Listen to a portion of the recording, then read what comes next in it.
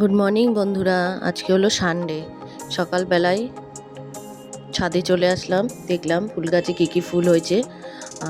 তারপরে চলে আসলাম নিচে, ফুল গাছ একটু বাইরে ছাদ থেকে তোমাদের বাইরের দৃশ্য দেখিয়ে দিলাম। তারপরে সকালবেলা ছেলেকে বাজারে পাঠিয়ে দিলাম, ছেলে নিয়ে আসলো চিকেন নিয়ে এসে এর মধ্যে আমার ব্রেকফাস্টও তৈরি হয়ে গেলো। ব্রেকফাস্টে ছিল রুটি, ফুলকপি আলুর তরকারি আর ডিম সেদ্ধ। ছেলেকে আর মেয়েকে খেতে দিয়ে দিলাম। এদিকে এবার মাংসটা ম্যারিনেট করে রাখবো কিছুক্ষণের জন্যে, ফ্রিজে রেখে দেবো ম্যারিনেট করে, তারপরে পরে রান্না করব। এর মধ্যে চলে এসছে আমার একটা পার্সেল। সেই পার্সেলটা আনতে চলে গেলাম নিচে।